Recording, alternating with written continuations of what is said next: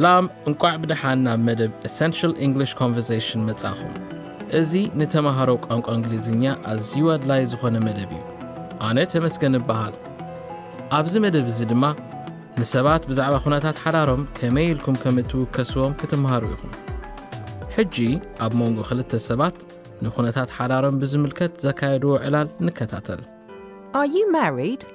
No, I'm not, but I'm engaged. How about you? Yes, I am. ክብድ ዝብልን ተመሲሉ ኣይትሻቐሉ እዚ ምይይጥ ከፋፊልና ብምቕራብ ንኽትለማመዱ ክንሕግዘኩም ኢና ብመጀመርታ ሱ ንማርክ ተመርዒኻ ዲኻ ኢላ ሓተተቶ Are you married?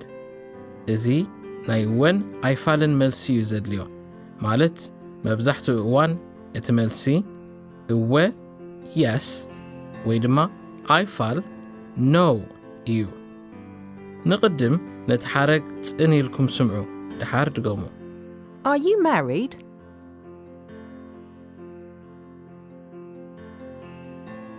ማርክ ኣይፋለይን ኢሉ መለሰ No, I'm not.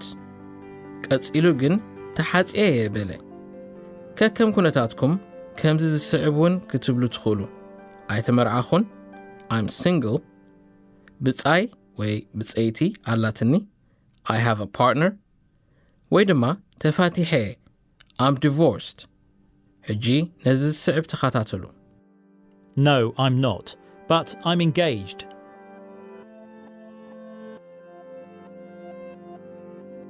ማርክ ኣስዒቡ ንስኺ'ኸ ኢሉ ንሱ ሓተታ How about you? እዚ ሕቶ እዚ ትቕብል ኣቢልና ንሓታቲ እነቕርቦ ተመሳሳሊ ሕቶ እዩ ንቕድም ስምዑ ድሓር ድገሙ How about you?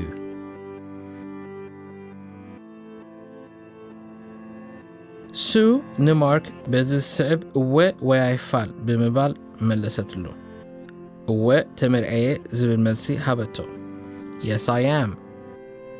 ንቕድም ስምዑ ድሓር ድገሙ Yes, I am.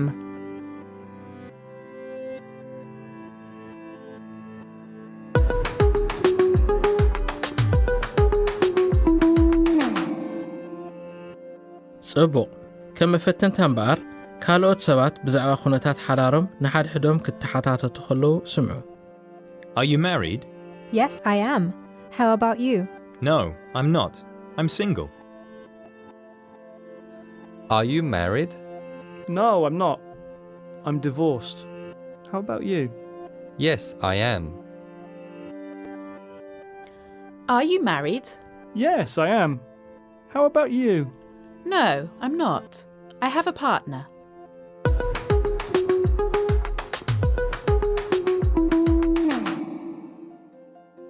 ግርም ዝተምሃርኩምሞ ክሳብ ክንደይ ከም እትዝክሩ እስከነርአ ነቶም ሓረጋት ብቋንቋኹም ምስ ሰማዕኩም ናብ እንግሊዝኛ ተርጉምኩም ኣቕርቦም ተመርዒኻ ዶ ተመርዒኺ ዶ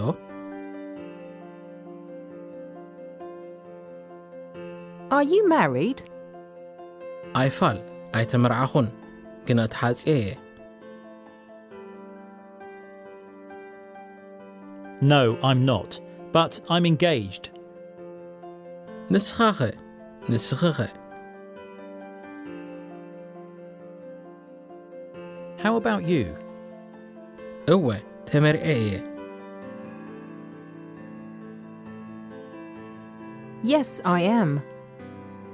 ጽቡቕ ናይ ሎሚ ቕንዲ ቓላት ንምኽላስ ንብሙሉኡ ትዕላል ደጊምኩም ስምዕዎ Are you married? No, I'm not, but I'm engaged. How about you? Yes, I am. ግርም ሕጂ እምበኣር ንሰባት ኩነታት ሓዳሮም ንምሕታት ኮነ እወ ወይ ኣይፋል ዝብል መልሲ እውን ብእንግሊዝኛ ክትህቡ ትኽእሉ ንስተምሃርኩምሞ ደጋጊምኩም ምልምማድ ኣይትረስዑ መሓዛ ኣናዲኹም ብእንግሊዝኛ ሓዳር ኣለኩም ዶ ይብልኩምን ኢልኩም ተወከስዎም እታ How about you ትብል ማለት ንዝሓተተኩም ሰብ ተመሊስኩም ንምሕታት እትጥቀሙላ ሓረግ ተለማመዱላ ኣብ ዝቕጽል መደብ Essential English Conversations የራኽበና Bye for now.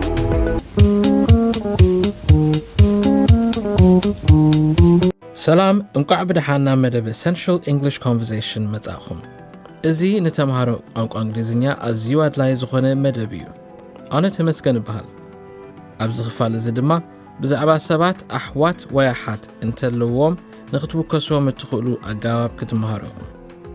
ሕጂ ክልተ ሰባት ንሓድሕዶም ብዛዕባ ኣሕዋትን ኣሓትን ክትሓታተቱ ከለዉ ንስማዕ።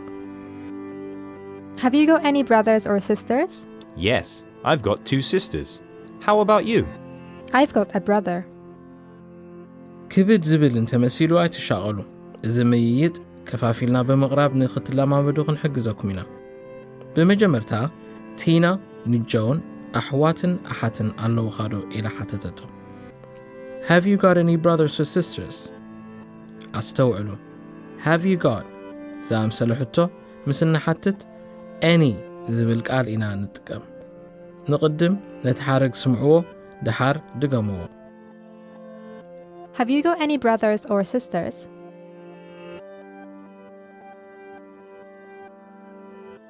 ሽዑ ጆን ክልተ ኣሓት ኣለዋኒ ኢሉ መለሰ። I've got 2 sisters. I've got ከምኡውን I have ተመሳሳሊ ትርጉም ኣለዎም። ብተወሳኺ ካብ ሓንቲ ሓብቲ ንላዕሊ ምስ ዝህልዋና S ኣብ መወዳእታ እታ sister ትብል ቃል ንውስኸላ። ሓንቲ ሓብቲ ጥራይ ምስ እትህልወና ግን እታ ፊደል S ንsister ትብል ቃል ኣይንውስኸላን ኢና። ቅድም ነቲ ሓረግ ስምዑ ድሓር ድገሙ። Yes, I've got 2 sisters.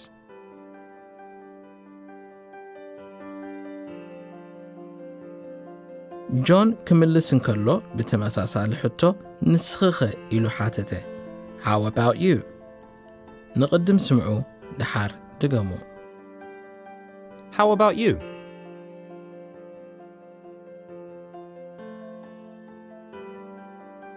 ሽዑ ቲና ሓው ኣሎኒ ኢላ መለሰት። I've got a brother. A brother ሓደ ሓው ማለት እዩ። ንቕድም ስምዑ ድሓር ድገሙ። I've got a brother.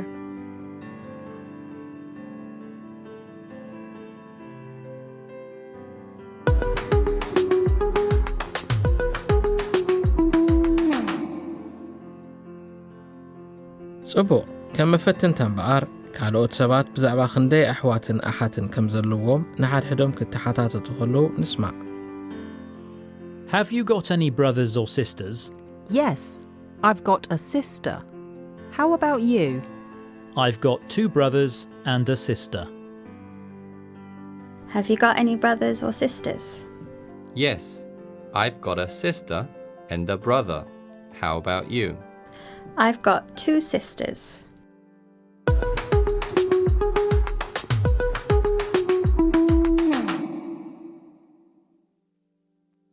ግርም ዝተምሃርኩሞ ክሳዕ ክንደይ ከም እትዝክሩ እስከ ንርአ። ነቶም ሓረጋት ብቋንቋኹም ምስ ሰማዕኩም ናብ እንግሊዝኛ ተርጉምኩም ኣቕርብዎም። ኣሕዋት ወይ ኣሓት ኣለዉኹም'ዶ?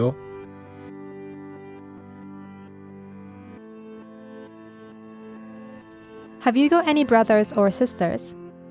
እወ ክልተ ኣሓት ኣለዋኒ። ንስኹም ከ? Yes, I've got 2 sisters. How about you? ሓደ ሓው ኣለኒ።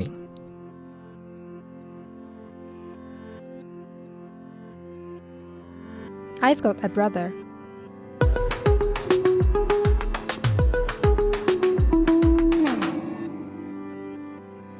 ጽቡቕ ሕጂ እምበኣር ንብምልኡ እቲ ዝነበረ ዕላል ደጊምና ክንሰምዖ ኢና። Have you got any brothers or sisters? Yes, I've got 2 sisters. How about you? I've got a brother. ደጊም ብቋንቋ እንግሊዝ ንሰባት ክንደይ ኣሕዋትን ኣሓትን ከም ዘለዎም በዚ ገባብ ክትብከስዎም ትኽእሉ ኢኹም።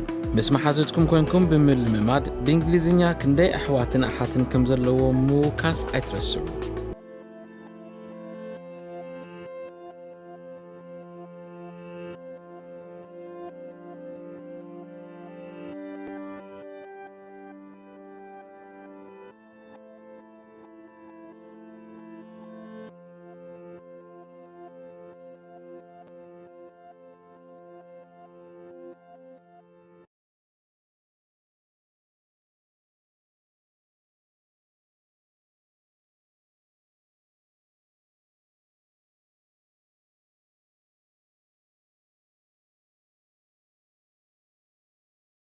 ኣብ ዝቕጽል መደብ Essential English Conversations ይረኽበና.